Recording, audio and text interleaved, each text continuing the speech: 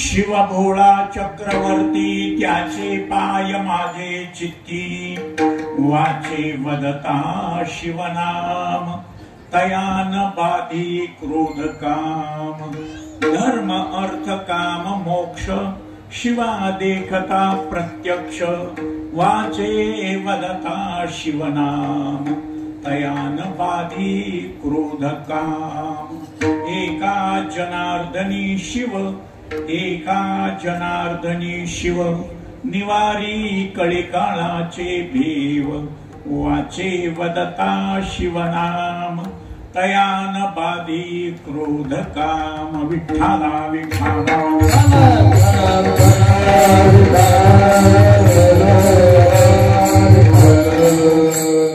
यदक्षरम् अनाख्येयम् आनन्दम् मज केवलम् श्रीमन्निवृत्तिनाथेति ख्यातमदैवतमाश्रये यत्कृपालवमात्रेण महिषो वेदपारगः ज्ञानेश्वरं तमाचार्यं वन्दे बद्धाञ्जलिर्मुदा।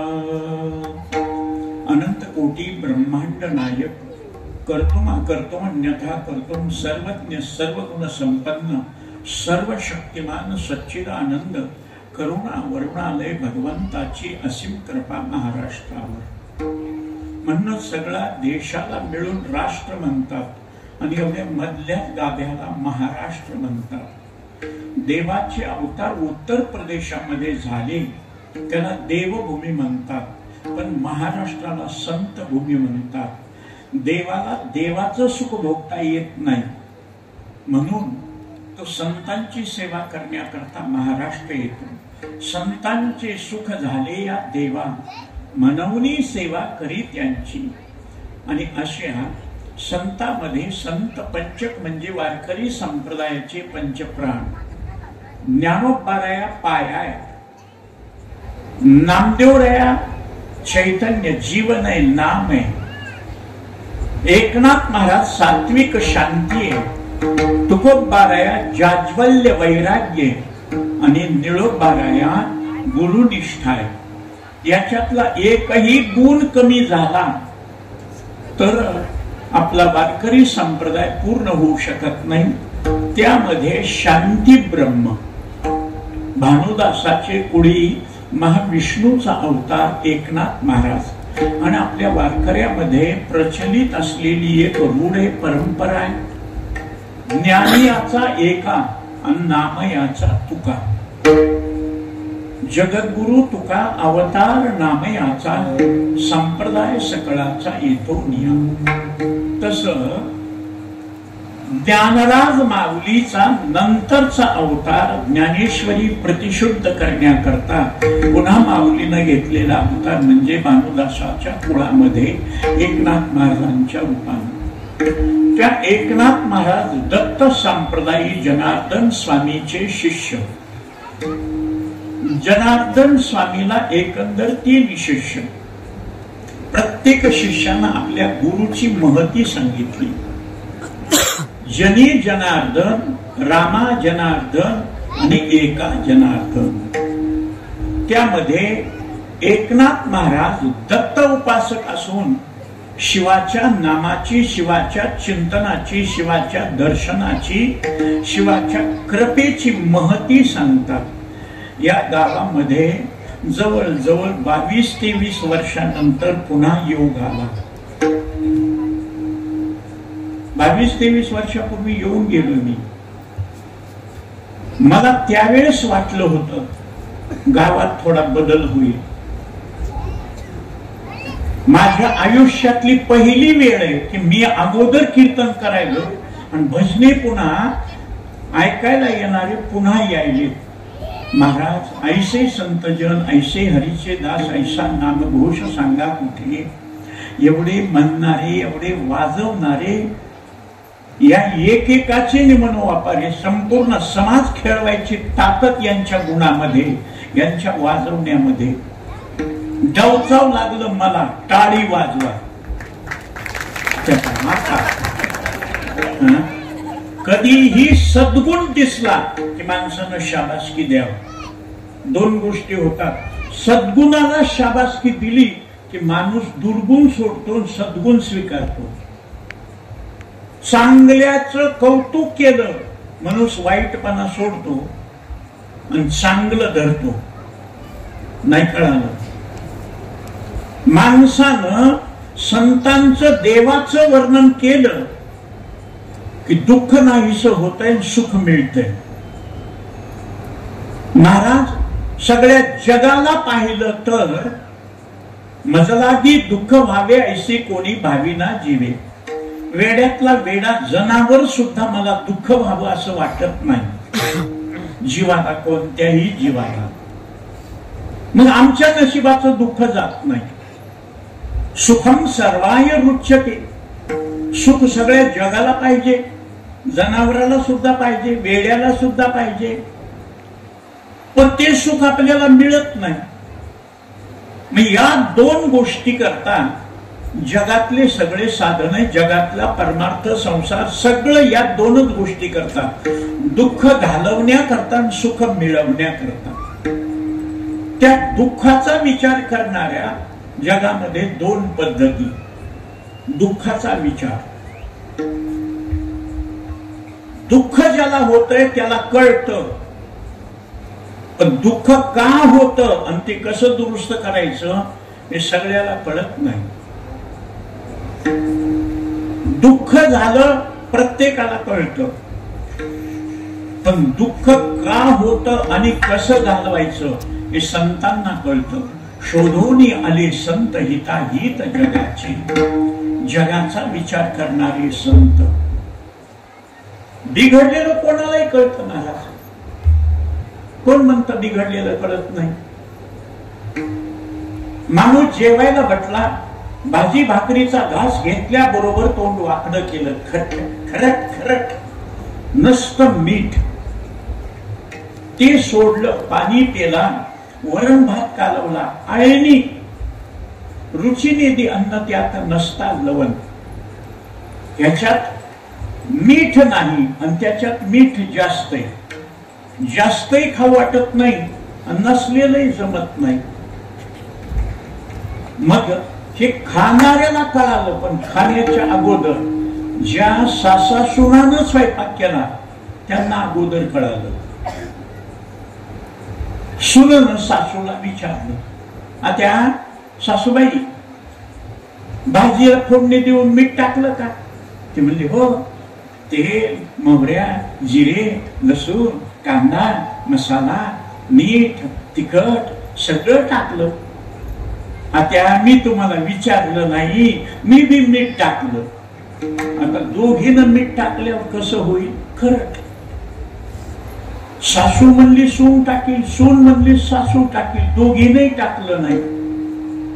दोन्ही घरचा पाहुणा, याला वाटलं ते जीव घालत, त्याला वाटलं हे जीव घालील, आळणी झालं.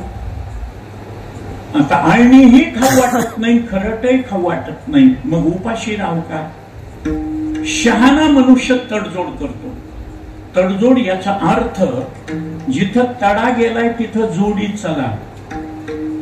त्याला मराठीमध्ये तडजोड म्हणतात, पण इंग्रजीमध्ये ऍडजस्ट म्हणतात. जस्ट ऍड, थोडस सांभाळून घ्या. खरं ते खावटत नाही, आळणी खावत नाही, काय सांभाळून घ्यायचं. शहाणा मनुष्य उपाशी राहत नाही. तो काय करतो? भास्करम पुष्करम चैव, 2-2.5 भाकरी, 3-4 चपात्या असा बारीक चुरतो. इकडून भाजी टाकतो, इकडून वरण टाकतो. वरण, आळणी, भाजी, खरट. खरट या आळणीमध्ये जातं, लेवल बरोबर येते, मग कच्चाटून जेवते, बिघडत नाही. तसं दुःखही तुम्हाला सहन होत नाही. आणि पुढे बोलू, तुम्हाला वाईट वाटेल. आता तुम्हाला सुखही कळत नाही. लोक म्हणतील कसं कळत नाही? फसलो तरी आम्ही काय भुललासी वरल्या रंगा. एका नवरा बायकोला वाटलं पोरगं व्हाव, पहिली पोरगी, दुसरी पोरगी, तिसरी पोरगी, चौथी पोरगी. मग तिनं विचार केला, आता नक्की पोरग होत आहे, आता वेगळंच वाटायले. आता ढवळे का गव्हाळे मला वेगळंच वाटायले. मला पहिलं विना वाटायचं, रांगोळी काढा वाटायचं, चपात्या लाटा वाटायचं. आता मला क्रिकेट खेळा वाटायलंय, चेंडू खेळा वाटायलाय. पोरगच होतंय. महाराज, त्या पोरा करता जन्माच्या अगोदरपासून स्वेटर, पायमोजे, टोपी, कानटोपी, टोपड, आंगड, बाबा ड्रेस सगळं तिनं करून ठेवलं. काय सांगावं नशीब, पुष्कळ पोरगीच झाली. नवरा बायको म्हणले पोरग होईल पण पोरगीच झाली. माय पोरगी झाली तरी काय करा, आपली हौस आहे ना, या पोरीलाच आपण पोरग समजू. तिची कटिंग करायची, तिला बाबा ड्रेस घालायचा, त्याला गंध लावायचा, बांगडी नाही काही नाही, सगळं पोराचा ड्रेस घाल. बघणारे खरं सांगा, ते लेकरू नागव झाल्यावर तुम्हाला कळल पोरगी आहे, पण कपडे घातल्यावर कळल का? मग माझ्यासारखा आला, महाराज लेकराला पाया पडू द्या, ह्या पोरी पाया पडलं आणि ते पोराचा ड्रेस घातलेलं बघितलं, मी येडा. खरं सांग का, मी शहाणा असतो ना, 8 ते 10 कीर्तन मी 9 वाजता आलो असतो. लय हटवादी मी. अख्ख्या महाराष्ट्रामध्ये उशिरा जाणारा आणि कार्यक्रम बुडवणारा एकटा मी आहे. आणि यांना खोटं वाटत असलं तर गंभीर महाराजाला विचारा. 1.5 वर्ष गंभीर महाराज माझ्या बरोबर होते. दादा लवकर चला. काय लवकर जाऊन उपयोग? उगाचच की लवकर जायचं म्हणजे काय ओव्हर टाइम मिळणार आहे का? तुम्हाला भजनापुरतं बोलविले, जागरे करायला पाहिजे, हरिपाठही म्हणायला पाहिजे, गाथ्याचं वजनही करायला पाहिजे, सकाळचा काकडाही करायला पाहिजे, तर गावातले मध्ये घरात झोपायले. उगाचच की मग घेणं देणं, कंदील लावून येणं, येड्याच्या खिशाला 3-3 पेन. म्हणून नेहमी कार्यक्रमात म्हणत असतो, मै देर करता नाही देर हो जाती है. आळंदीत जोग महाराजांच्या सप्त्यात सुद्धा 7ला कीर्तन, 6:45ला फेटे बांधून माणसं तयार. मी 7:30ला विना घ्यायला जातो. सगळे म्हणायचे, संस्थेचे अध्यक्ष राहिलेले, तुम्ही नियमात वागत नाही. नेम मोडणं हाच उखळीकराचा नियम. कधीच कोणत्या नियमात वागत नाही. महाराज एकमेव आख्यान आमचे पुरुषोत्तम पाटील ते म्हणले, दादा एकटेच असे की विना घेऊन फेटा बांधून कीर्तनाला जाऊन कीर्तन न करता घरी येऊन झोपणार. 72-73ला नवीन आलेलो आळंदी, ज्यांच्याकडे मी जेवत होतो त्यांचं अन्न खाल्लंय. आणि नियम आहे, ज्याची खावी पोळी त्याच्या नावे वाजवावी टाळी. गावातले माणसं भजने म्हणले, दादा श्रावण महिना सोमवारे करा कीर्तन. मी म्हणलं पुण्यतिथी नाही, समाप्ती नाही, अन्नदान नाही, पूजा नाही, पंगत नाही, पाकिट नाही, नाही करायची. लोक म्हणले आपल्या इथं 4-4 महिने महाराज रात्री करतय, भजन सुरू करा. ते भजन सुरू केलं. मी नाही म्हणून सांगितलं. 2-3 अभंग झाले. आणि मी ज्यांच्याकडे जेवत होतो त्या माय माऊलीनं, महाराज तुम्हाला आश्चर्य वाटेल, माझी आई वारल्यानंतर 37 वर्ष महाराज त्यांच्या इथं जेवतो मी. 37 वर्ष. घरी स्वयंपाक नाही, स्वयंपाकघर नाही, बाथरूम नाही, संडास नाही. पांडुरंग महाराज घुले, बन्सीबुवा, श्याम पवार हे आले माझ्या इथं. गाद्या टाकून दिले, झोपले. सकाळी उठून म्हणले, उखळीकर बाथरूम कुठे? म्हणलं हे डबे उचलायचे आणि येड्या बाबलीत चालायचं. तुम्हाला खोटं वाटत, मगाशीच मी बोललो ना. माझ्या घरात तुम्ही 5 मिनिट थांबू शकत नाही.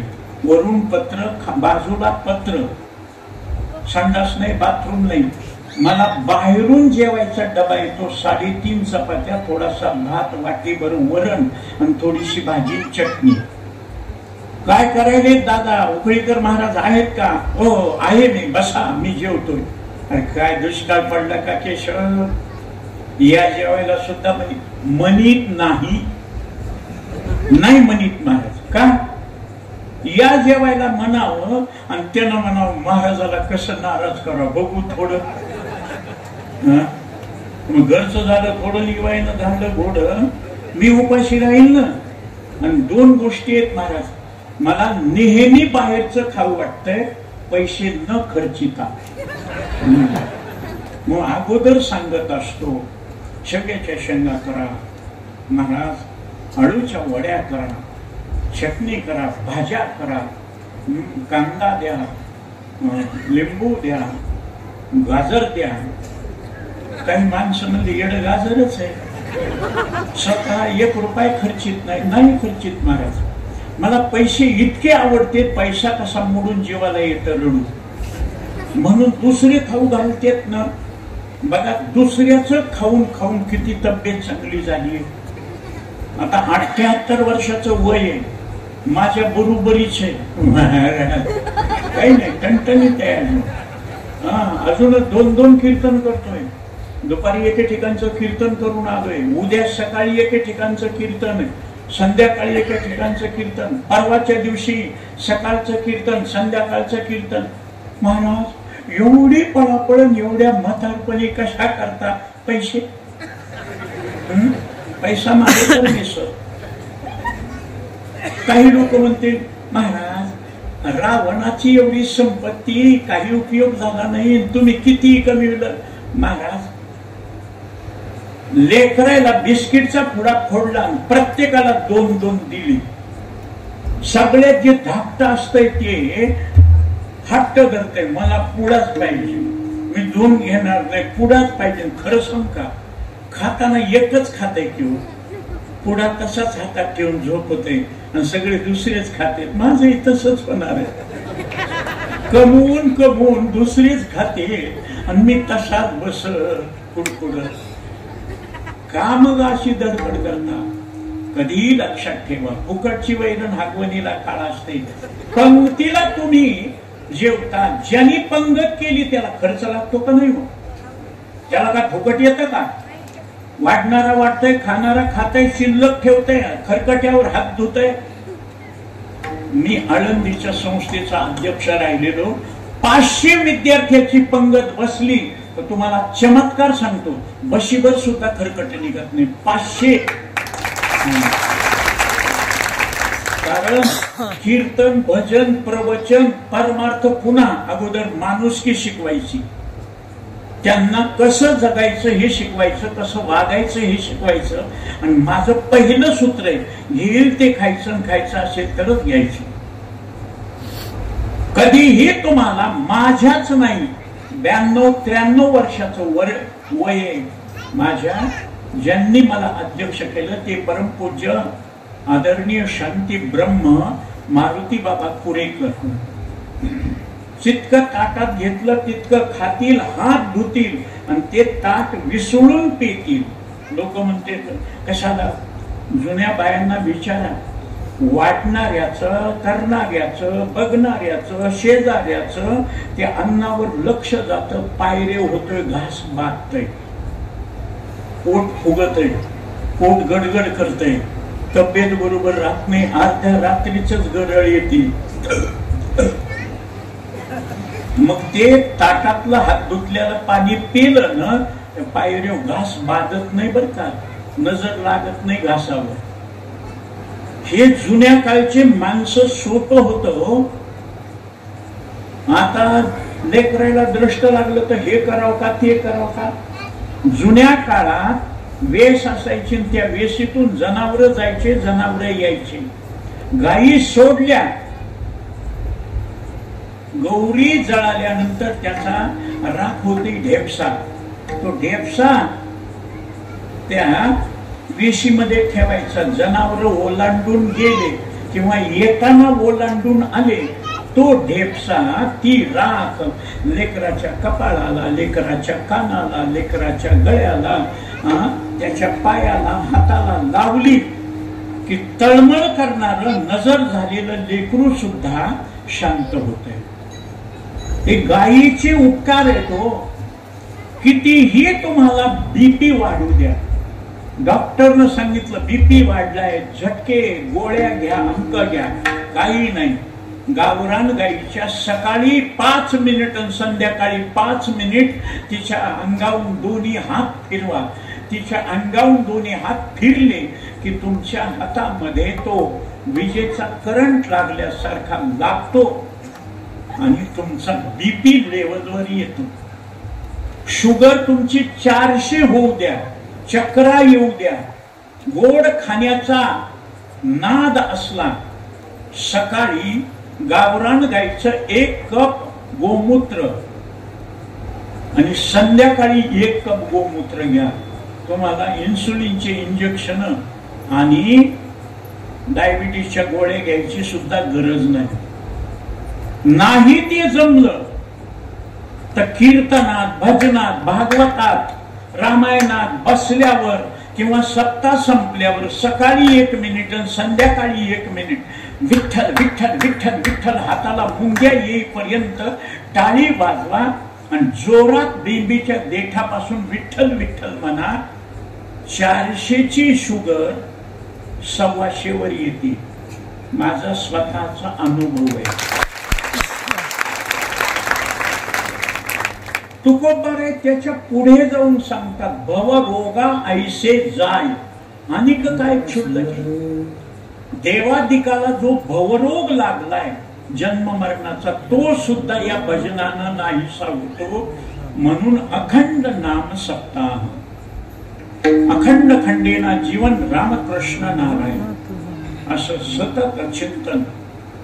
महाराज यानं दुःख नाहीस होईल का, सुख मिळेल का? मगाशी सांगितले ना, तब्येत बिघडलेली प्रत्येकाला कळती. चक्रा यायल्या, डोळे जळजळ करायले, ताप यायली, खाऊ वाटत नाही, पोट गडगड करायले, हातापायाला गोळे यायले, उभा राहू वाटत नाही, झोप येत नाही. बिघडलेलं कोणालाही कळतं. एका गावामध्ये चांगले वाजवणारा एक कारभारी, न कळणारा कारभारी, मृदंग वाजवल्याबरोबर त्याने सांगितलं ठोका. यांनी म्हणले बरोबर आहे. मोबाईल लावून बघितला, पेटीचा स्वर लावून बघितला, काळी 2 बरोबर आहे. भंग भंग वाजायले ठोका. बरोबर असल्यावर विनाकारण मीठ घ्यायचं का? आणि असल्यावर घेतलं तर काही हरकत नाही, पण बरोबर असल्यावर उगटच खरंच करून ठेवायचं का? हे दोघही म्हणले बरोबर आहे. गावचा कारभारी, मी तुम्हाला आमंत्रण दिले, पाकिट पाहिजे का नाही? ठोका म्हणलं की ठोकीत जाऊ. आता हे मृदंगी महाराज हुशार असल्यामुळं यांनी उचलला मृदंग त्याच्या पुढे ठेवला आणि हातोडी दिली, ठोका. ते मला कळत नाही. मग गप्प बस. की मी म्हणतो नाही, 750 वर्षापूर्वी माऊली म्हणतात, बळे विन शक्ती. तुम्हाला कळत नाही तर का बोलता उग? नवऱ्याची तब्येत बिघडली बायकोने, तुम्हाला पैसा खर्च करू वाटलं नाही, तुमच्या जीवावर आम्ही नांदायला आलो, तर तुम्ही असं अंगावर काढायला चला दवाखान्यात. हाताला धरून नेलं दवाखान्यात आणि त्या दवाखान्यात डॉक्टरला सांगितलं, बघा की यांच्याकडं खाईनं झाले, झोपणं झाले, बडबड करायले, ताप अंगाला आहे आणि काही कळणं झालंय. बघा ना. डॉक्टर म्हणला, मी बघतो ना. नाही चांगलं बघा, तब्येत दुरुस्त करा. आणि ते आहेत म्हणून आम्ही आहेत. नवराच नसेल तर बायको कोणाच्या नावानं? बघा. आता काय करावं? ते डॉक्टर एवढं वैतागलं. मी तपासायला हिची बडबड चालू आहे, पण डॉक्टर इतकं हुशार होतं, त्यानं लगेच असं थर्मामीटर काढलं आणि त्या बाईला म्हणला, तोंड उघड. तोंड उघडलं, जिभी खाली थर्मामीटर ठेवलं आणि सांगितलं, आता बंद करतो.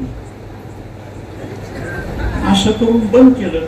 याने नाडी बघितली, नख बघितले, डोळे बघितले, जीभ बघितली, स्टेथोस्कोप लावलं, श्वास घ्या, श्वास सोडा, इंजेक्शन दिलं, गोळ्या दिल्या, बाटल्या दिल्या. हे सकाळी खायचं, हे संध्याकाळी खायचं, हे जेवणाच्या अगोदर, हे जेवणाच्या नंतर, हे एक टोपण झोपण्याच्या अगोदर, आणि वेळेवर खा आणि तब्येत बरोबर होईल असं म्हणलं.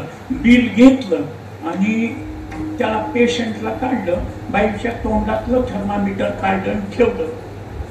ती बाई काय म्हणती, डॉक्टर साहेब ताप बघितलंच नाही. ते म्हणले बाई तुझा ताप मला होता, मी तपासत असताना बडबड करीत माझं चित्त ठिकाणावर लागत नव्हतं, म्हणून मी तुझं तोंड बंद केलं. एक नवरा पाहुणे आले, जेवण झाले, बाई बडबड करू लागली की तिनं पान तयार करायचं, चुना कात लावायचा, मसाला बाडशोप टाकायची आणि तिला पान द्यायचं. तिनं चालेपर्यंत दुसरं पान तयार करायचं आणि द्यायचं, तिसरं पान तयार करायचं द्यायचं. ती म्हणली पाहुणे आले की तुम्हाला माया दिसती आणि पानं देतात, आणि पाहुणे नसल्यावर देत नाहीत. ते म्हणला तुला माहित नाही, पाहुणे आल्यावर तू लई बडबड करतीस, घरातले घराने सांगतीस, म्हणून तुझं तोंड बंद करण्याकरता पानं देतो. आणि एकटी असल्यावर बोंबल काय बोंबलायचं ते कर बडबड किती, मला काही त्रास होत नाही, पण पाहुण्याच्या देखत घरचे घराने बघा की ह्यांचा स्वभाव नुसता बाहेरचा नाद. आता असं नवऱ्याबद्दल सांगितल्यावर त्या नवऱ्याला बरं वाटतंय का? योगानं तसं बिघडलेलं कळालं, पण बरोबर असल्यावर बिघड. महाराज ऐका, जीवनामध्ये दुःख कोणाला आवडत नाही. दुःख झालं की माणूस मनानं बिघडतो, दुःख झालेलं सहन होत नाही. मग दुःख का होत? सुख आणि दुःख कर्माचे फळ आहेत. मग कोणत्या कर्मानं सुख होत, कोणत्या कर्मानं दुःख होतंय? वेळा माणूस सुद्धा सांगेल, लहान लेकर सुद्धा सांगतील, ए झिपरी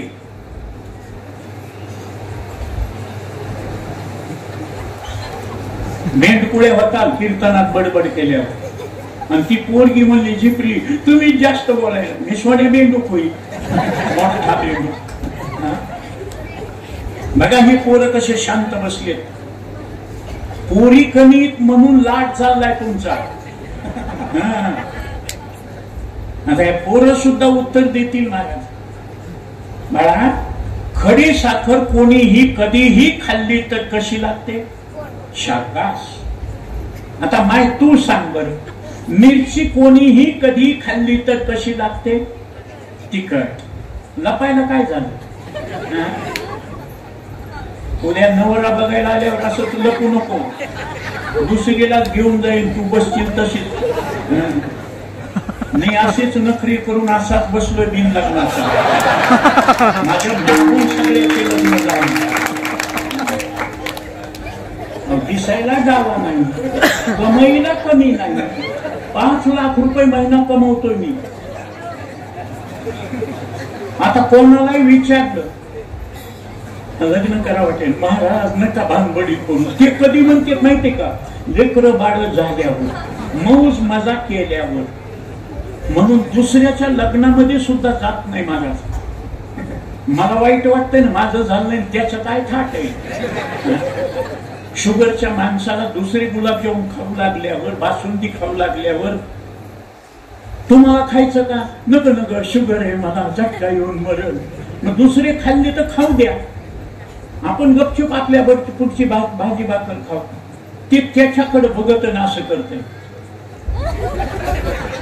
खाऊ वाटतंय ना, तसंच आहे महाराज. भय वाटे पण न सुटे हा संसार, भीती वाटते पण संसार सोडला का? मग दुःख देणारा संसार आम्ही पागल आहेत का? संत शहाणीन आम्ही पागल आहेत का? आम्ही त्या दुःखरूप संसाराला का उचलून घेतलं? मगाशी जिथून दृष्टांत सुटलाय तिथपर्यंत चला. त्या लेकराला घेतलं, हो हो हो काय छान मुलगा आहे, माईनं बापानं सांगितलं मुलगी आहे. मग का फसलो मी? वरच्या रंगात. माझे माऊली सांगतात, लक्षपूर्वक ऐका, जे गावीचा चंद्र क्षयरोगी, जेथ उदय होय असता लागी, दुःख लेवोनी सुखाची अंगी सरित जगातली. दुःखानं सुखाचं अंगड टोपडं खाल्लं घातलं, म्हणून माणसं सुख समजून दुःखाला उचलायली. दुःख जगात कोणाला आवडत नाही. मग दुःख कर्माचं फळ आहे. आताच बाईनं सांगितलं, बाबानं सांगितलं, खडी साखरेचा गुणधर्म गोड, मिरचीचा गुणधर्म तिखट. पुरुष मंडळीला विचारतो, तुम्ही बर्फाला हात लावला कसा लागतो? गार. माय मावल्यांना विचारतो, पुरुषाच्या संख्येपेक्षा माय मावल्याची संख्या दुप्पट आहे. तुम्ही विस्तव पेटवला, चूल पेटवली, गॅस पेटवला, स्टोव पेटवला, शेगडी पेटवली, विस्तू तयार झाला, तुम्ही त्याला हात लावला, गार लागते ना? बघा म्हणतात कुठून पागल उभं केलंय, वीस त्याला हात लावल्यावर आग होती, चटका बसतय, भाजतय. मग आता मला सांगा, तुम्ही विस्त्याला हात लावता आणि गार लागा वाटतं, कसं शक्य? पेरी कडू जिरे मागे अमृत फळे. अरे दुःख होणार कर्म करतात आणि सुखाची अपेक्षा करतात. गाजर गवत लावतात आणि त्याला केळाचे डजने या वाटते. बेशरमाचे टिकर लावतात आणि त्याला द्राक्षाचे घड लागा वाटते. कसं शक्य? तस आमच्याकडून अनिती अधर्म होतो, निषिद्ध कर्म होत. विहित कर्माचं फळ सुख आहे आणि निषिद्ध कर्माचं फळ दुःख आहे. महाराज, दुःख आहे हे कळाल्यावर आम्ही कसं दुःख करू, दुःख कसं घेऊ? महाराज खरं सांगू, निषिद्ध कर्म करणाऱ्याला हे वाईट आहे कळत नाही का? राग मानू नका, फटकळ माणूस आहे, उखळ फटकळच असते. बिडी ओढणाऱ्याला बिडी वाईट आहे कळतंय का नाही? तंबाखू खाणाऱ्याला तंबाखू वाईट आहे कळतंय का नाही? सिगरेट वाढणाऱ्याला, गांजा वाढणाऱ्याला हे वाईट आहे कळतंय का नाही? मटण खाणाऱ्याला मटण वाईट आहे कळतंय का नाही? दारू पिणाऱ्याला दारू वाईट आहे कळतंय का नाही? कोण म्हणतं कळत नाही? बिडी चांगली असं वाटलं असतं तर त्यानं बुर्जचे बुर्ज आणले असते. घरातल्या लोकांना म्हणलं असता, धुतले का तोंड सगळ्यांनी, या बैठकीत एक एक बिडी घ्या वडा. ते म्हणतंय पोरायला, आम्हालाच घरच्या सवय लागली, नका रे तुम्ही, छातीचं खोकं होतंय, बेंडके पडतेत रे. त्याला माहित आहे. मग ते खोकलून खोकलून बेंडके टाकून दवाखान्यात गेलं. रात्रभर खोकलो, बेंडके पडले. काय सांगाव डॉक्टर? डॉक्टरने विचारलं, बिडी वाटतं का? हो. सिगरेट? हो. गांजा? हो. डॉक्टर म्हणले हे सोडावं लागेल. ते बिडी वाटणारे सवय लागलेली इतके हुशार असते. डॉक्टर साहेब, बिडी नाही ओढली की संडासच होत नाही. चहा नाही पेला की डोकंच जड पडतं. मटण नाही खाल्लं की हातपायाचा घळाटच होतोय. दारू नाही पेले की टेन्शनच येते. मटण खाणारा असा रोडनं जाऊ लागले. आता निवडणूक आहेत ना, आजच्या सकाळच्या कीर्तनाला शिवाजीराव आढळराव आलते. त्यांच्या विरोधात उभे राहिलेले माझे खासदार अमोल कोल्हे कीर्तनात, त्यानं रामाच्या विरोधात. मी फटकळ माणूस आहे होता, काय सांगावं. मला कोणाचीच कशीच भीती वाटत नाही. ते येऊन बसलं आणि ते रामाबद्दल विरोधात बोलल्यामुळं मी त्यांच्या देखत सांगितलं, जो नहीं हमारे राम का वो नहीं हमारे काम का. असं संभाजीराजाचं शिवाजीराजाचं पाठ केलं असं जगानं टाळ्या वाजविल्या असतील. पण तुझं वागणं जर धर्माच्या विरोधात असेल, तुम्हाला सांगू, आमचं सोय ड्रायव्हर कधी म्हणजे महाराज तुम्हाला पुढे होऊन डायरेक्ट पडला पाहिजे. तू माझ्या रामाच्या विरोधात बोलतो ना, पडला पाहिजे. म्हणून ज्यांनी हिंदुत्वाची गर्जना केली त्यानं जर राम श्रीराम जय राम जय जय राम जय श्रीराम म्हणणाऱ्याला हरामखोर म्हणत असतं, तसल्यानं जोड्यानं मारावं लागते. महाराज तुका म्हणे त्याचे पाप नाही तारणाचे. सर्प विंचू नारायण वंदावे दुरून, पण अंगावर आलं तर आणावं लागतं. कधीही अधर्माचा नाश झाल्याशिवाय धर्म वाढत नाही. आपण शेतकरी आहे, तणकट धानाला मारक ठरलं, तणकट उपटून टाकावं लागतं. ते धानाला मारक ठरतं. योगायोगानं तस आम्हाला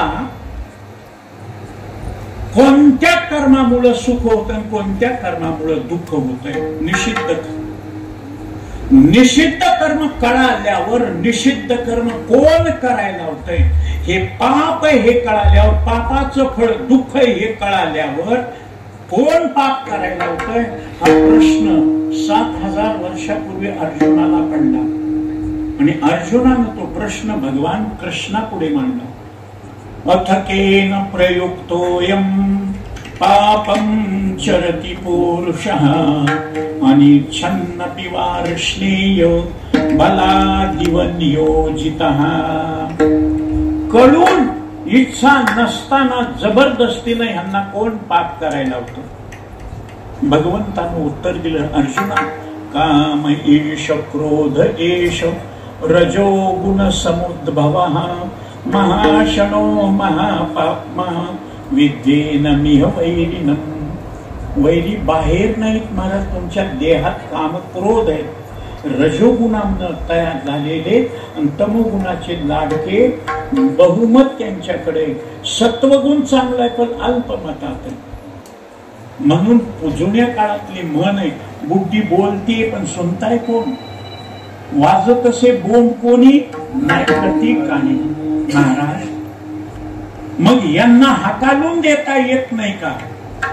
नाही महाराज, या काम क्रोधाचा पराक्रम आमच्या एकनाथ महाराजांनी भारुडाच्या जोहाराच्या रूपानं सांगितलेलं आहे. कामाजी कोतवाल याने नावे बहुतासी, कामाजी कोतवाल याने बहुतासी, हरिहराची अब्रू हेतू भय नाही जाती, हरिहराची जमदग्नि दुर्वासनाडिले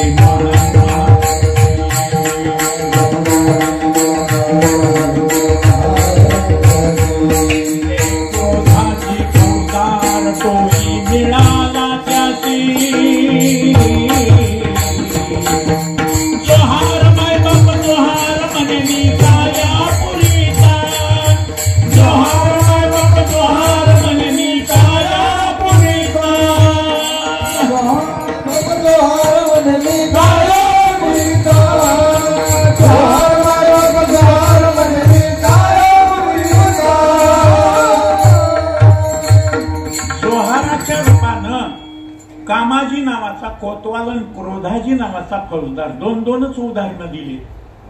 हरिहराची अब्रू महाविष्णू यांची फजिती केली या कामानं आणि क्रोधाजी फौजदारानं या दोघा जणांची तपश्चर्या मातीत घातली. जमदग्नी दुर्वास नाडिले महान महान ऋषी. काही लोक म्हणले महाराज लोकांना सवय असती जरा वाढवूनच बोलते, 8 हात धडपी लाकूडून 15 हात धडपी काढते. उगा एखाद्या वेळेस झालं तर तेच लावून बसतात का? यादी काढली महाराज तुमच्या संतांनी. इंद्रा पडली भगे चंद्र झाला काळा, इंद्रा पडली भगे चंद्र झाला काळा, इंद्रा पडली भगे चंद्र झाला काळा,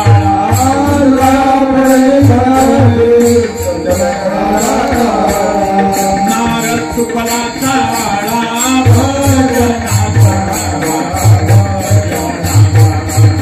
नारद तुपला काळा भजनाचा,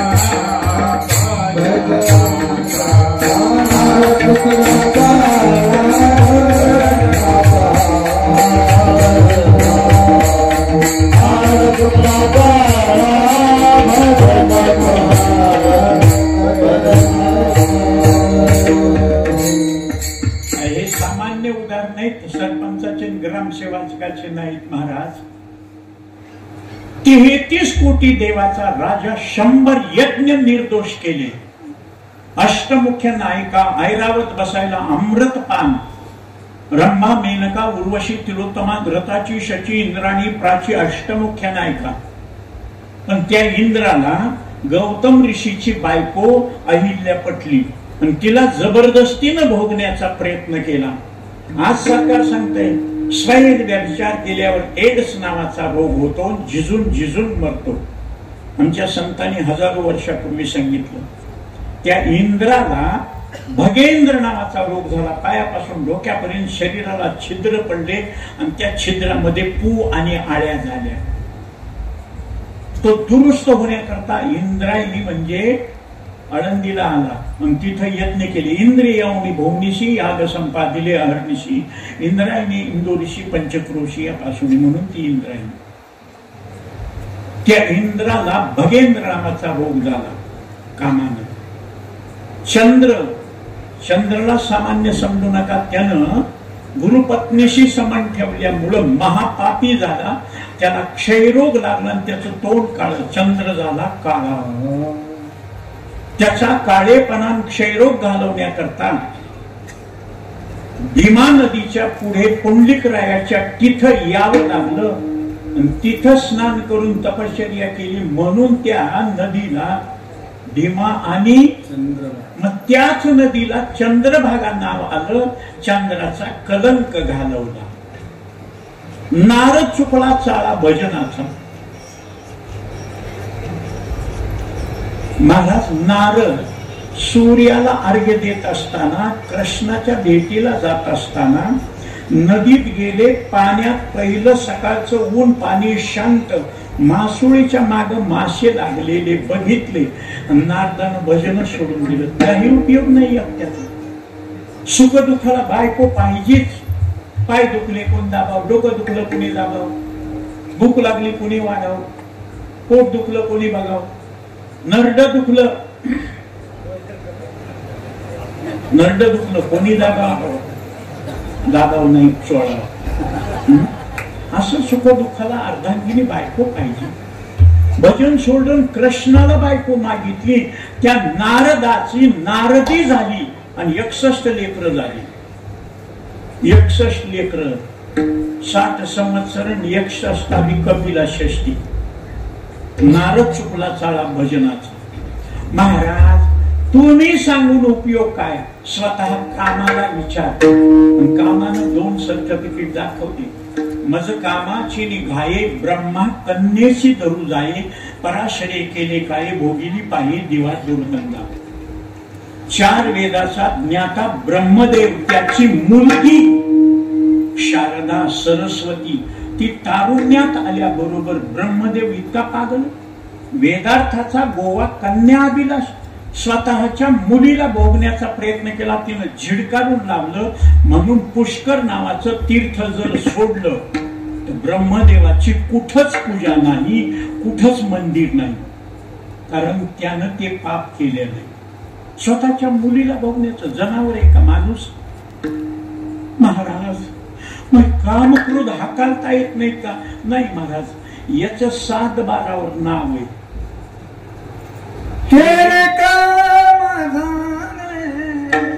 7-12वर नाव आहे. या देहाचे मालक आहे. देहाचा 7-12 निघाला ना मग देह त्रिगुणाचा बांधा.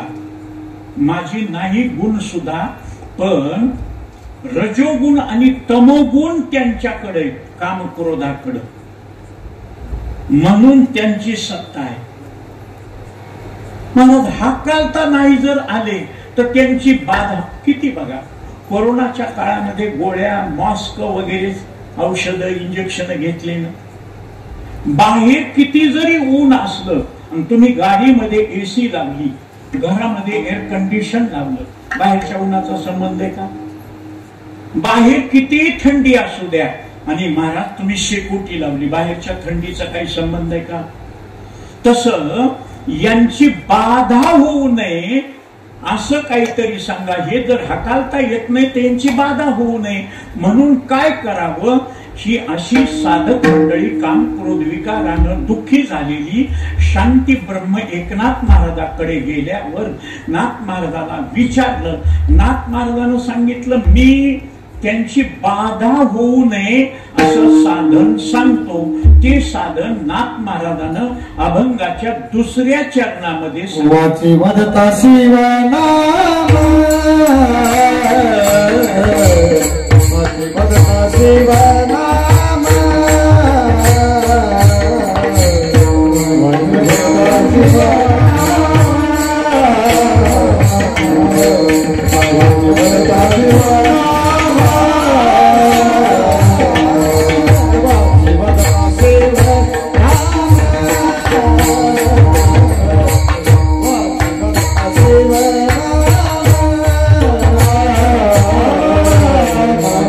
वदता शिवनाम,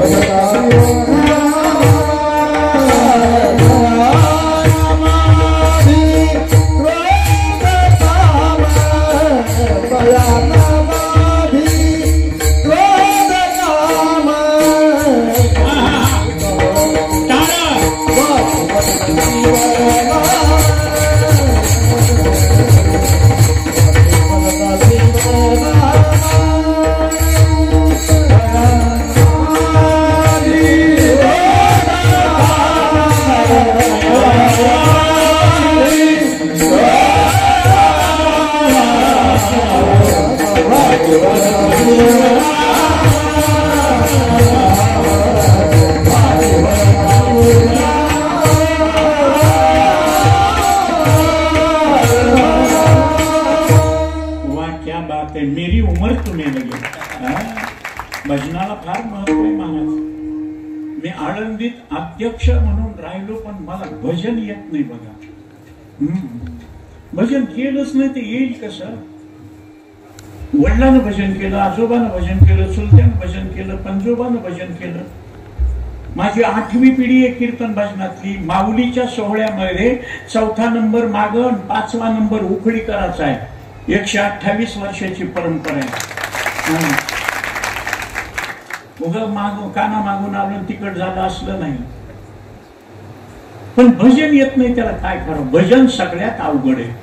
स्वराचा, तालाचा, शब्दाचा. नाही तर काय गातो ते कळेना. राग वेळवितो ना नाही तर समकाल.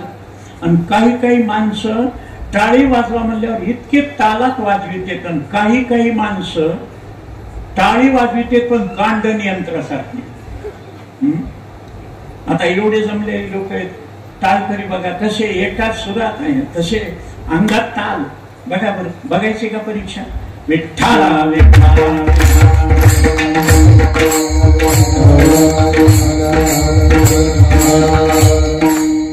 आता काही जणांना बरोबर ठाला पिला टाळी वाजवली पण काही जण विठ्ठला म्हणून भजन ते ओंगळवाणी नाटका जाणे चुकीले. तुका म्हणे येथे भजन प्रमाण काय घोर पण जाळावे. म्हणून वाचे वदता शिवनाम तयानं बाधी क्रोध काम. काम क्रोधाची बाधा होणार नाही शिवाचं नाव घेतल्यावर. महाराज तुम्ही आम्हाला सांगता ते पोथ्या पुराणातलं वाचून सांगतात का गुरुचा अनुभव सांगतात का तुम्हाला स्वतःला अनुभव आहे. आणि त्या शिवाचं नाव कोण आहे तो शिव त्याचं वर्णन आणि अनुभव अभंगाच्या पहिल्या चरणात. शिव भोळा चक्रवर्ती.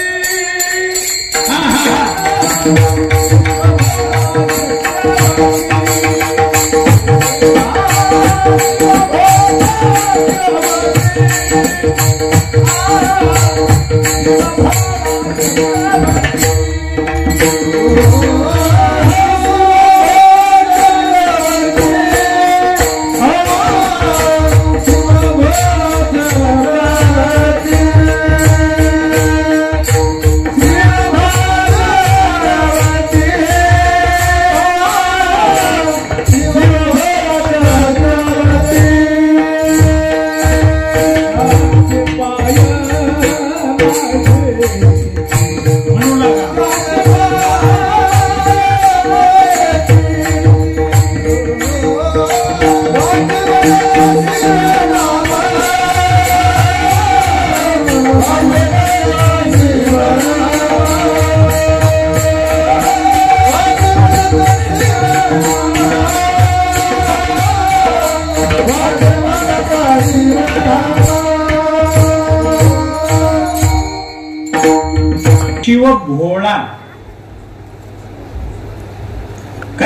असं म्हणतात, महाराज आमचा नवरा लईच गोड आहे, 10 रुपयाचा खुर्दा कळत नाही, काम सांगेल तितकंच करते, मला सगळा घरचा कारभार करावा लागतंय, ते धुणे भांडे सारवण स्वयंपाक करते. त्याला भोळा म्हणी जाऊ नका, बावळट म्हणी जा. भोळा कशाला म्हणाव, सगळं कळून जगाला कळू देत नाही. त्याला सगळं कळतंय पण तो जगाला कळू देत नाही. आणि लोक त्याच्या माग लागू नयेत म्हणून ते कुठं जात एकांतात. गुंती जाणून स्मशाने वास केला. मसन वाट्यात कुणी येत नाही. चिता भस्म, गळ्यात नाग, कपाळावर चंद्र, जटेमध्ये गंगा, इस्त्रीचे कपडे ड्रेसन आरशात पाहून फेटा, गजचर्म व्याघ्रांबर, हत्तीचं कातडं वाघाचं कातडं पांघरलेला. भगवत भक्त कोणी मेला की त्याची राख अंगाला लावणारा. पण ते ब्रह्मज्ञानी होता आणि हे सतीनं दाक्षायणीनं ओळखलं. कशावरून, त्याचं लक्ष नाही. बहु एकांतावरी प्रीती जया जनपदाची खंती जाणते मूर्ती ज्ञानाची. म्हणून तिनं मायबापाच्या विरोधामध्ये शंकराबरोबर लग्न केलं. मग भोळा कशावर म्हणतात, महाराज लवकर प्रसन्न होणारा आणि तुमच्या मनातलं कपट बैमानी अजिबात न ओळखणारा, नाही तर न सांगता तुम्हा कळो येते अंतर. शंकर तसा नाही. त्याला प्रसन्न करून घेतलं. तुम्ही काहीही मागा देते. माणसानं काहीही मागितलं, बायको मागितल्यावर कुणी देईल का? भगवान शंकरानं आत्मलिंगन जगदंबा दिली महाराज प्रसन्न होऊन. इतका भोळा. भोळा चक्रवर्ती कसा? चक्रवर्ती म्हणजे सगळ्यात मोठा. सगळ्या राजापेक्षा, सामान्य जनतेपेक्षा राजा मोठा, राजापेक्षा चक्रवर्ती मोठा. मग महाराज ब्रह्मा विष्णू आणि महेश याच्यामध्ये महादेवच का मोठा? ऐका, ब्रह्मदेवाचं भांडण सुरू झालं विष्णू बरोबर. ब्रह्मदेव म्हणला सगळं जगत मी निर्माण करतो, 4 वेदाचा ज्ञाता मी आहे. विष्णूनं सांगितलं निर्माण करून उपयोग काय? पोसतो मी, एकटा पोसतो. पोसणारा मोठा का जन्म देणारा मोठा? ते दोघं भांडण घेऊन गेले शंकराकडे कैलासाला. ते ध्यानस्थ बसले होते. आमचं भांडण मिटवा, कोण जगात मोठं? आता स्वतःचे स्वतःला म्हणता येते का? चातुर्य लपवी महत्व हरवीन पिसे पण मिरवी आवडोनिया. बृहस्पतीचे निपाडे सर्वज्ञता तरी जोडे परी वेडीवे माझी दडे महिमे देणे. लोक माग लागतील म्हणून शंकराचे मंदिर अडचणीत आहे, पण लोक तिथही खेटायला जातील. मी ब्रह्मदेव, मी जगत निर्माण करणारा, 4 वेदाचा ज्ञाता मी पोचतो, मी महाविष्णू. आता शंकराला म्हणताच येईन तुम्हाला दोघांपेक्षा मी मोठा आहे. ते म्हणले मी परीक्षा घेतो, तुम्हाला बिंबीतून माझ्या देहात सोडतो. कोणी पाय बघा, कोणी डोकं बघा. ब्रह्मदेवा ते म्हणला मी डोकं बघतो, विष्णू म्हणला मी पाय बघतो. आणि म्हणले 4 महिन्यानंतर पुन्हा इथंच भेटायला यायचे. 4 महिने तुम्ही बघा. आता तुम्हाला वाटतं का एवढा शिवलिंग म्हणजे स्वर्ग जायाची शाळुंका, समुद्र पाणी पिंड देखा, शेषासारिकी बैशका, जो आधार त्रिभुवनी तेही लोका, लिंग देखिले देखिले आणि त्रिभुवनी विस्तारिले. महाराज मध्ये सोडलं, 6 महिने फिरले, 4 महिन्यात वापस यायचं होतं. गुडघ्यापर्यंत सुद्धा महाविष्णू पोहोचला नाही. आणि हे तर फासळ्यापर्यंतही पोहोचलं नाही ब्रह्मदेव. दोघाची गाठ पडली. कस काय?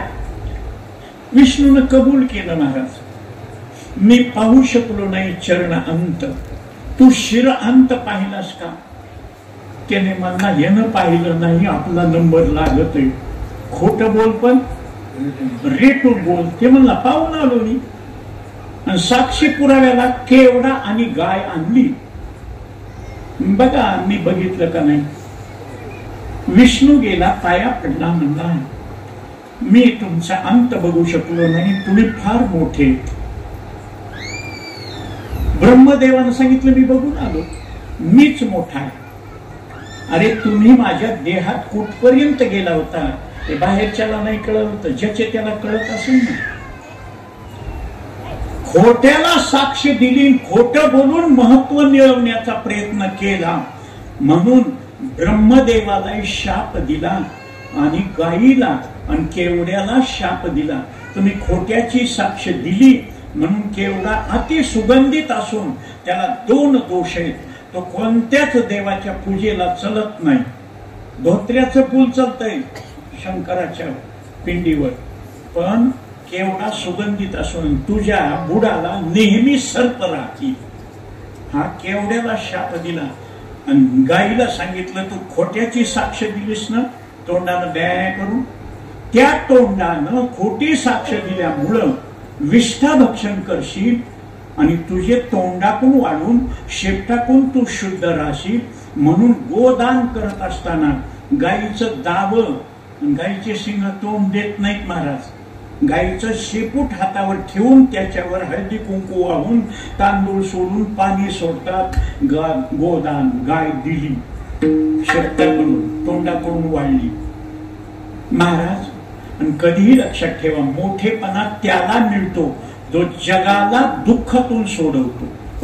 दुःखातून सोडवणार. समुद्र मंथन सुरू झालं, हलाहल विष निघालं.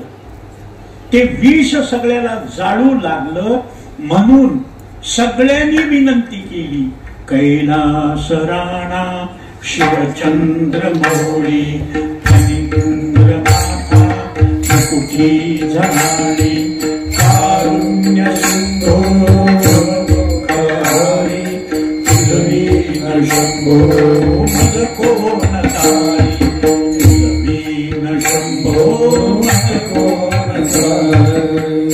देवदानव मानव सगळ्यांनी विनंती केली. जगाच्या कल्याण जो अमृतपान करते उसे देव कहते, जो विषपान करते उसे महादेव कहते. महादेवानं ते हलाहल विष उचललं, तोंडात ठेवावतं हरी हरी हरी मंत्र हा शिवाचा. म्हणून तोंडात ठेवणार नाही, माझं नामचिंतन विषारी होईल. पोटात ठेवावतं अनंत ब्रह्मांडे उदरी, म्हणून त्यांनी कंठात ठेवलं. पण कंठात ठेवल्यावर वाईट झालं नाही, नीलकंठ नाम प्रसिद्ध झाले. म्हणून सगळ्यात मोठा चक्रवर्ती नाथमाराज म्हणतात, मी त्याच्या पायाचं, त्याचे पाय माझी चित्ती. हो बाबा, पण आम्हाला दुसरं काय पाहिजे असल्यावर काय पाहिजे? जगात या 4च गोष्टी करतात धडपड चालते. धर्म, अर्थ, काम आणि मोक्ष. तुम्हाला या 4ही गोष्टी मिळतात, कारण कोठे काही एक आहे, एक नाही. पण भगवान शंकराला तुम्ही प्रत्यक्ष पाहिलं की या 4ही गोष्टीची प्राप्ती तुम्हाला होईल. हे नाथ महाराज अभंगाच्या 3ऱ्या चरणात धर्म अर्थ काम मोक्ष, धर्म अर्थ काम मोक्ष, धर्म अर्थ काम मोक्ष, धर्म अर्थ काम मोक्ष, धर्म अर्थ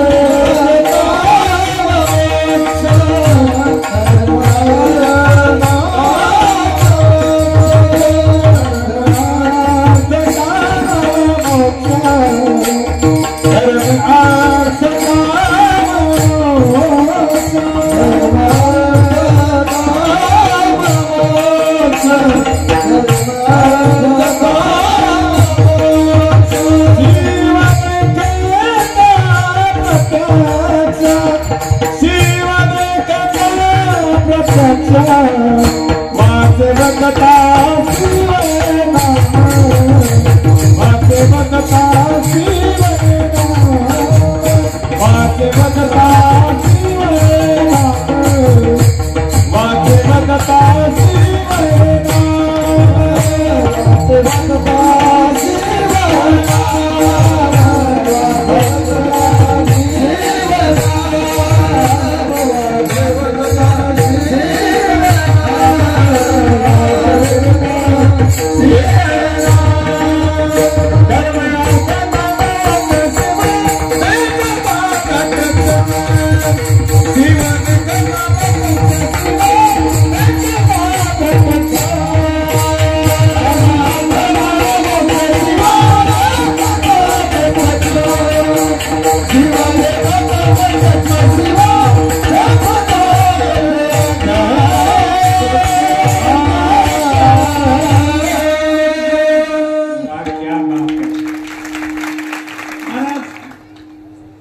देव सुद्धा भजनानं डुलतो. भजनच महत्वाचं आहे आणि इतके सुंदर.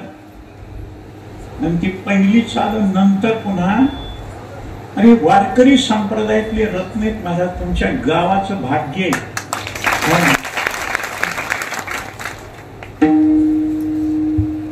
आळंदी पासून पंढरपूर पर्यंत घोळघोळा वाजती टाळण झणझणा नाद रसाळ असे नाचत जाऊ त्याच्या गावाले खेळी.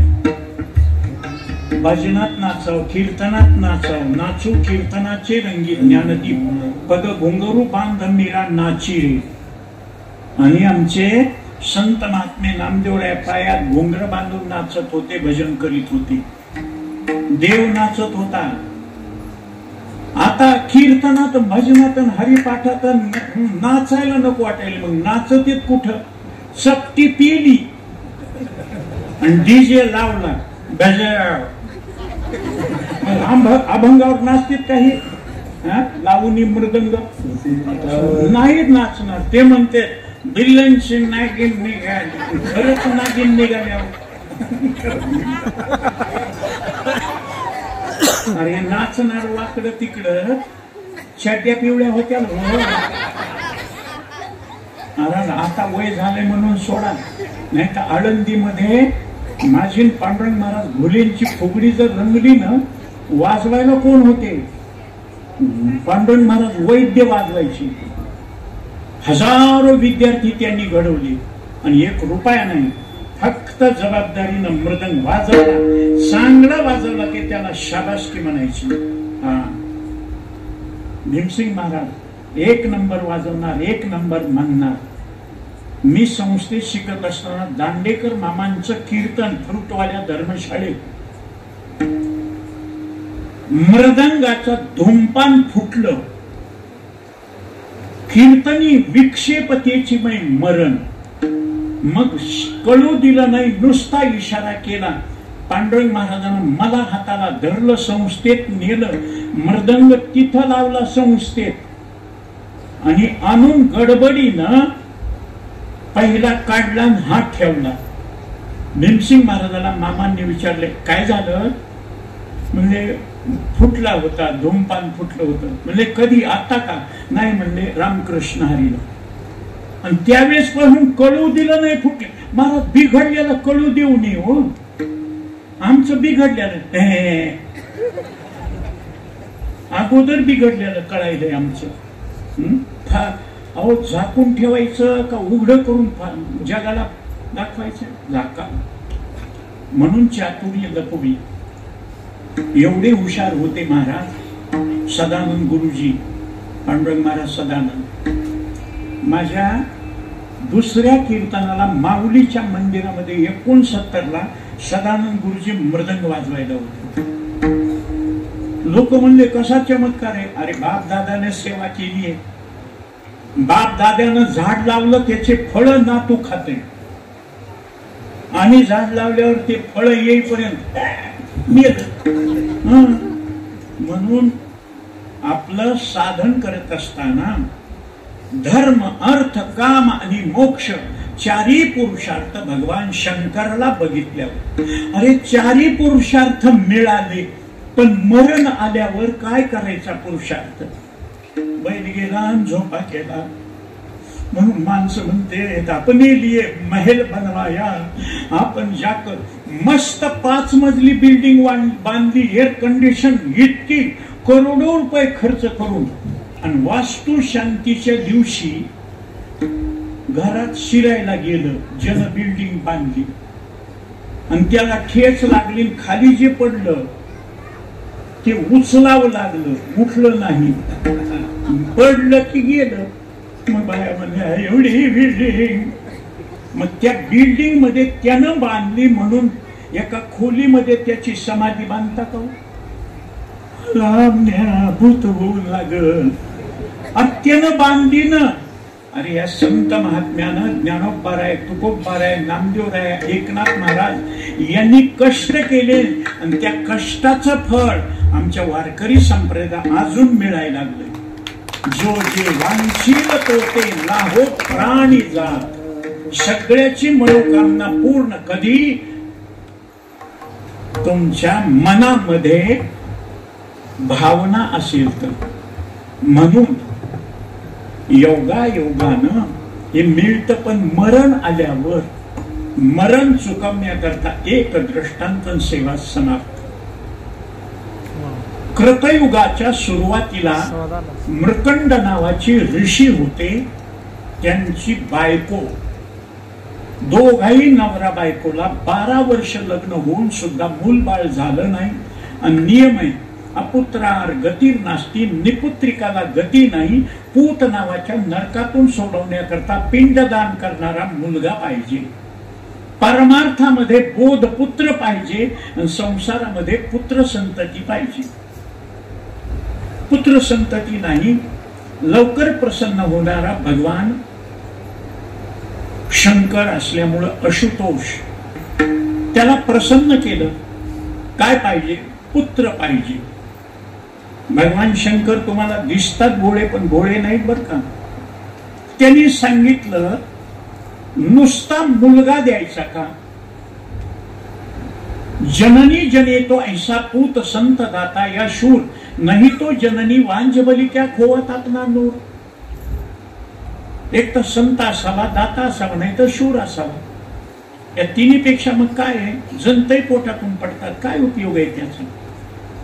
मग शंकरानं सांगितलं शहाणा विद्वान ज्ञानी मुलगा पाहिजे असेल तर तो 7च वर्ष जगेल, आणि मूर्ख मुलगा पाहिजे असेल तर तो 100 वर्ष जगेल. कोणता पाहिजे? दोघे नवरा बायको एक मनानं. कधी लक्षात ठेवा, दोघं नवरा बायको एक मनानं राहिले की त्या संसारात सुख असतं. शेतकरीत आपण बैल जर सरळ चालू लागले तर कष्ट कमी होतात, पण शिवलाटावर पडली ती येसनीला बांधावं लागतं. आता काय करावं? म्हणून दोघाचा एक विचार असावा, दोहीचा विचार एकपणे. पण काय, घरी गेले आणि दोघं नवरा बायको विचार करू लागले, महाराज देव प्रसन्न होणं अवघड नाही, पण देवाला काय मागावं हे कळालं पाहिजे. एका माणसाला देव प्रसन्न झाला, देवानं सांगितलं माग, काय मागायचं? काय एका मागणे मागू? महाराज पैसा मागितलं ना आयुष्य नसलं तर, पैसा आयुष्य मागितलं, बायको नसली तर, बायको मागितली लेकरू नसलं तर. बरोबर म्हणला, 3 माग, 3 वरदान तुला माग. आता हे ज्याला देव प्रसन्न झाला ते वल्जिन बल्ब होत. ट्यूब वेगळी आणि वल्जिन बल्ब वेगळा. वल्जिन बल्ब बटन दाबलं की लागत आहे, आणि ट्यूब असती ना तिला एवढीशी डबी असती, तिला स्टार्टर म्हणतात. आणि प्रत्येक नवऱ्याचं स्टार्टर म्हणजे त्याची बायको. तिच्याशिवाय ते म्हणला मी बायकोला विचारून येतो, 3 मागणं मागितलं, पहिलं काय मागू? पळत पळत गेलं, बायकोला म्हणला मला देव प्रसन्न झाला, 3 मागणे मागायचे, काय मागू? आता तिनं सगळा विचार करावा ना. पण ती बाई म्हणली बरं झालं, देव प्रसन्न झाला, मला भावकीमध्ये गावामध्ये पाहुण्या रावळ्यामध्ये नाक कमी असल्यामुळं नक्की गंगू नक्की गंगू नक्की गंगू म्हणते, माझं नाक लांब करायला सांगा. आता बायको तसली येडपट म्हणल्यावर नवरा लई शहाणा असेल का? खौट खोबरून खट्याळ गिरायची. त्यानं किती लांब कसं लांब काही विचार केला नाही, पळत पळत गेला. देव म्हणला मागणी नंबर 1 काय? माझ्या बायकोचं नाक लांब कर. नक्की? तथास्तु.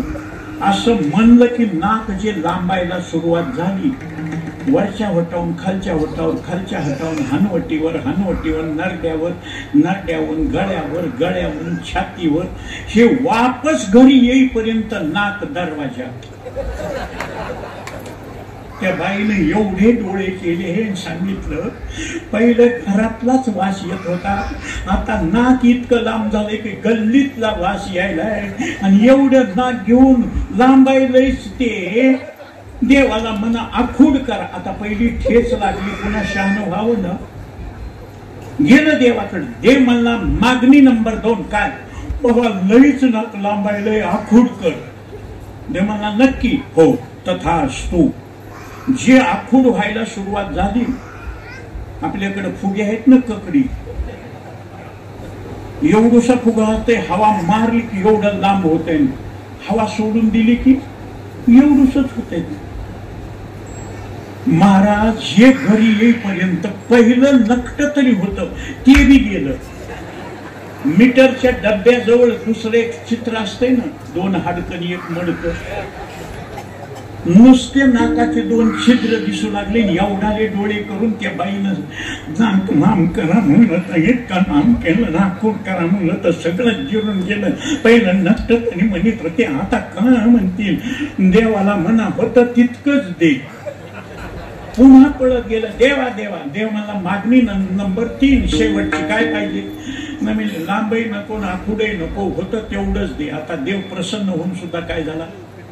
म्हणून मन पडली देवाला द्यायला आणि पदर नाही घ्यायला अक्कल पाहिजे. या दोघां नवरा बायकोनं विचार केला. मूर्ख मुलगा 100 वर्ष जरी जगला तर काय उपयोग आहे? तुका म्हणे जाय नरका अभक्ताची माय. लेकरू जर वाईट निघालं तर माय बापाला लोक शिवाय देते, काय माय गेली होती बितापाशी, हरी नाही मुकाशी हरिमुळ. आणि लेकरू जर चांगलं निघालं तर धन्य माता पिता तयाची. पुढे कन्या मग 7च वर्षाचं मागू पण शहाणं मागू. लगेच महाराज गेले शंकरा. मार्कंडेय ऋषीनं सांगितलं 7च वर्ष जगणारा पण ज्ञानी बुद्धिमान शहाणा असा मुलगा. बाई गरोदर राहिली, योग्य वेळी मुलगा झाला, सुंदर मुलगा.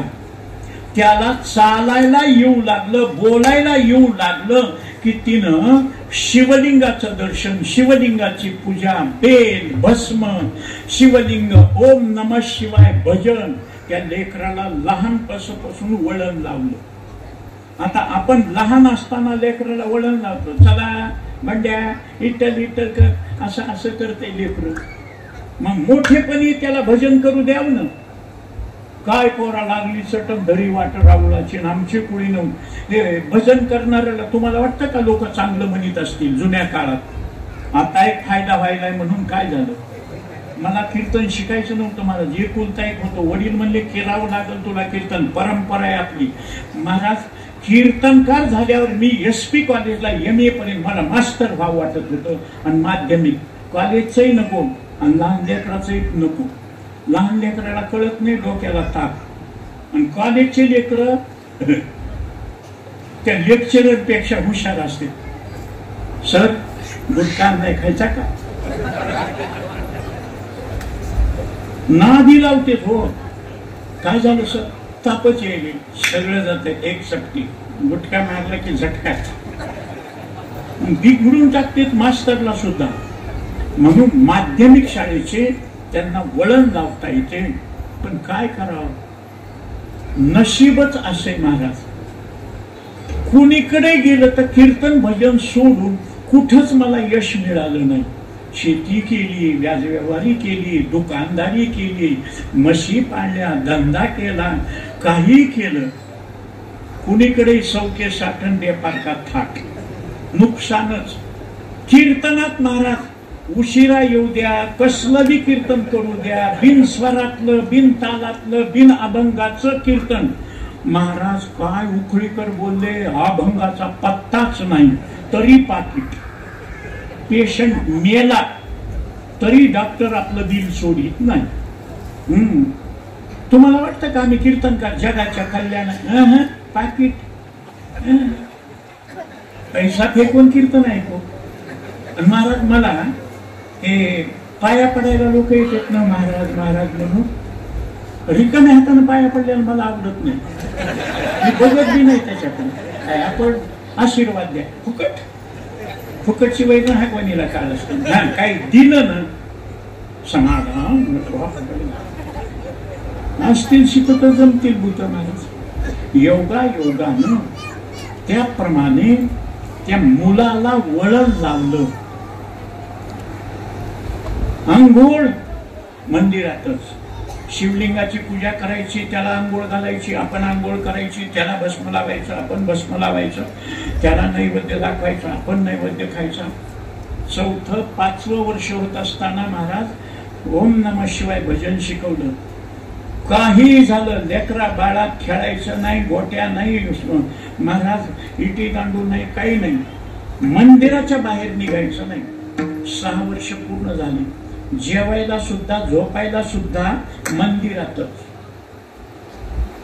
7 वर्ष पूर्ण झाले. यमाची स्वारी आली. यम म्हणला काळाचाही काळ आहे, महाकालेश्वर भगवान शंकर. कालोस्मी लोक क्षयकृत प्रवृत्तो. पण मंदिरातून बाहेर आल्याशिवाय त्याला मारता येत नाही. आणि तो तर महाराज मंदिरामध्ये शिवलिंगावर मुंडकं टेकून झोपलं. त्यांनी धरणीकंप होऊन मंदिरातले वाळू, चुना, विटकरीचे तुकडे शंकरावर पडायला सुरुवात झाली. त्याला वाटलं हे हललं की बाहेर पडल. किल्लारीला भूकंप झाला ना, माणसं बाहेर पळाल्यामुळे जास्त मेली. योगा योगानं त्यांनी बघितलं माझ्या शंकरावर हे घाण पडायला लागली, कचरा पडायला. ती बाहेर आलं नाही लेकरू. त्या लेकरानं विचार केला माझ्या अंगावर पडू द्या, माझ्या देवाच्या अंगावर नको, म्हणून पूर्ण शरीर त्या शिवलिंगावर टाकलं. भगवान शंकर भोळे आजपर्यंत लोकांनी माझ्या पाया पडले, मुंडकं टेकवलं, पण सगळं शरीर मला अर्पण केलं नाही. एवढा एकच भक्त आहे की ज्याने मला सगळं शरीर अर्पण केलं. भगवान शंकर प्रगट झाले. चटकन त्या 7 वर्षाच्या लेकराला कडेला घेतलं आणि मंदिराच्या बाहेर आलेल्या काळाला सांगितलं, कृत, त्रेता, द्वापार, कली, प्रत्येक युग 4 युगाची चौकडी गेली की सगळं खलास होतंय ना, सगळं खलास होईल, पण या लेकराला धक्का लावायचा नाही. म्हणून मृकंड ऋषीच्या मुलाला मार्कंडेय म्हणतात. आणि त्या मार्कंडेयानं केवढही मरणाची वेळ आली तर मरण त्याला येऊ शकत नाही. मनातली मरणाची भीती घालवण्याकरता भगवान शंकराचं दर्शन, शंकराचं चिंतन, आणि ते एकनाथ महाराज अभंगाच्या शेवटच्या चरणात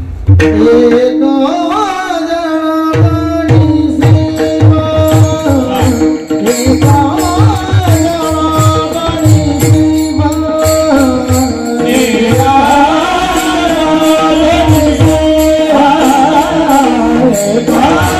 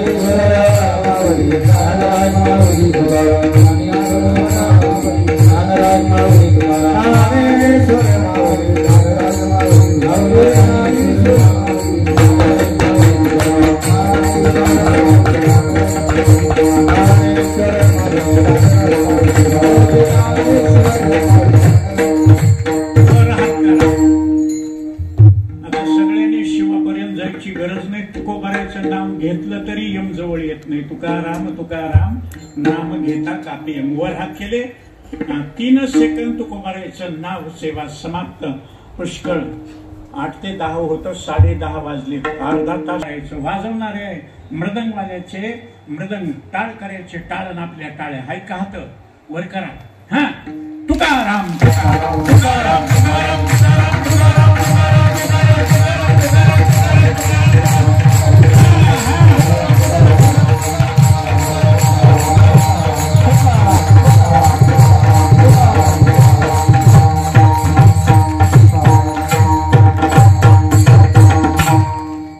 हरिभक्त पारायण परम आदरणीय नारायण महाराज खिल्लारी यांनी आग्रह करून या गावातल्या त्या पुढे निवेदन केली. बरोबर असलं तर शाबासकी द्या, चुकलं असतं